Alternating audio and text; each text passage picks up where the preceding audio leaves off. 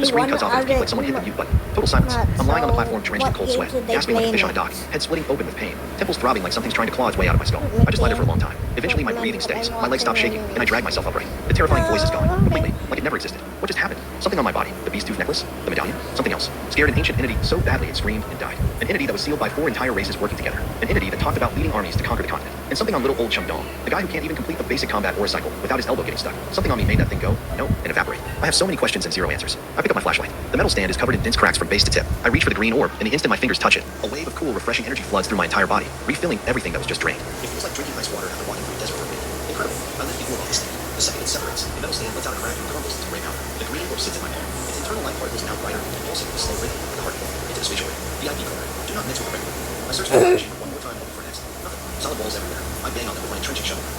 So I sit down next to the platform, pull out compressed biscuits and water from it, and settle into wait the automatic time. Hungry, biscuit, thirsty, water, sleep. Lay against the wall and nap in a room full of ancient warrior skeletons. This is my life now. When I get bored, combat. Sit cross-legged, circulate the energy the way Iron Dome taught me. It's actually gotten stronger since I played. I can feel the warm current clearly without even closing my eyes now. I push it through my arms 3 times and it still catches my elbow joint. But the stutter is getting shorter each time. Progress. I inventory my home. Multiple unopened spatial rings. Find craft. Weapons that are better than dwarf made. That special dark red ring. The dark gold greatsword that weighs as much as a person. Runic horns. The ancient dwarf red. And of course the mysterious green orb. Iron Dome is going to lose his mind when he sees this stuff. After what feels like forever, I'm dozing against the wall when the familiar white light finally blooms from my feet up.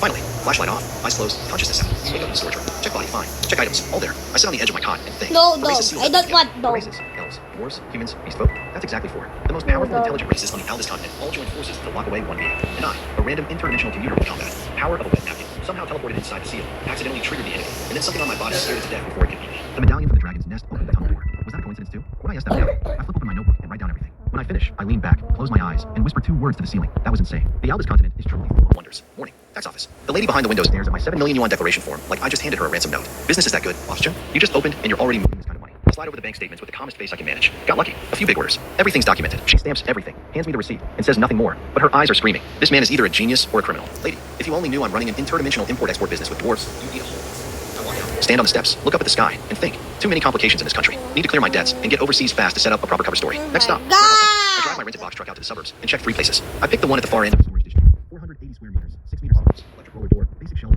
good ventilation. The manager is a bald 50-something dude chewing beetle nut, mumbling through the contract terms like his mouth is full of marbles.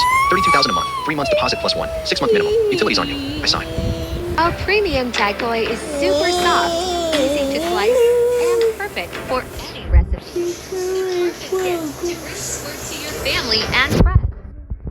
3 months deposit plus 1, 6-month minimum. Utilities on you. I sign. I transfer. He goes in my pocket. I now have a staging area for my cross-dimensional logistics empire. Back at the shop. Reality check time. My entire legal income so far is 1 transaction. The Zhao family on the deal. 7 rate until you subtract taxes, debt repayment, and warehouse costs. I'm left with maybe $1 million. And at the rate I'm buying supplies for each crossing, 10,000+ per trip, that money's gonna evaporate. I need the shop to look like an actual business. Right now it's just a money hole with a fancy name on the door. Solution: go overseas. Pretend to source exotic crafts and specialty goods from foreign markets, and smuggle the other world items in with the legitimate imports. That way I'll have customs records, shipping receipts, supplier invoices, a complete paper trail. If this business scales up, nobody can poke holes in it. I write overseas trip in my notebook and underline it twice. Afternoon. The door chime rings. Yushicho walks in. Same gray hoodie, black pants, canvas briefcase. She glances at the elven silver candlestick and dwarf metal vase I put on display, grabs a water from the fridge, drops 2 coins on the counter. Classic Yushicho entrance. We end up standing outside the shop door smoking cigarettes and watching the street. There's an antique fair happening at the exhibition center next door, so foot traffic is decent. I decide to poke the bear, casually, while flicking ash. Ms. Yi, those ancient texts your institute found in South America. Any connection to known earth civilizations? Cuneiform? Oracle bone script? Her cigarette hand pauses mid-drag. Long silence. Then she takes a slow pull, exhales, and speaks in the flattest voice possible. No connection whatsoever. Completely independent. No evolutionary lineage traces back to it from any known civilization. Not Egyptian,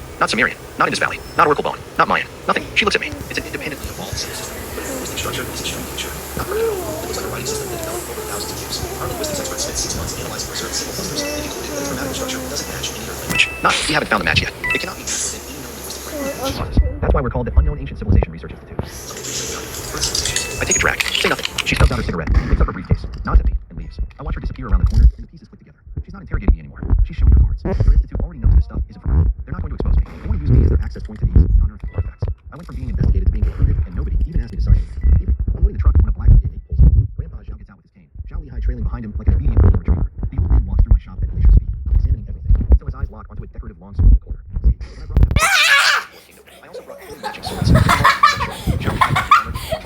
other 2 I stuck in the corner. What the hell did I get parts of the jump also, scared. it basically enters a trance. Why the hell did I get jump scared?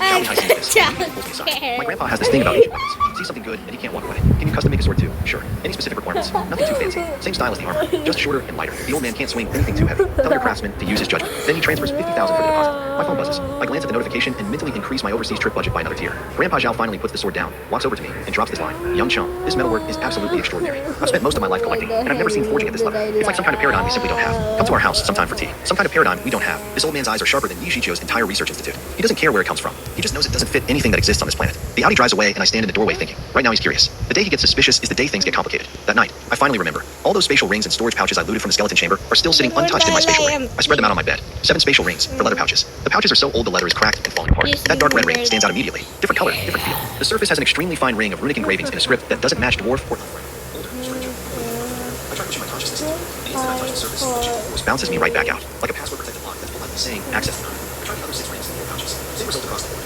Either no response at all, or I can sense there's a space inside and can't open it. The original owner's consciousness papers probably have a thing, or they need some kind of special chamber key. I'm not forcing something. If any of them have defensive mechanisms, they trigger at my time stage. I'll blow up my own shop, probably have the AC party.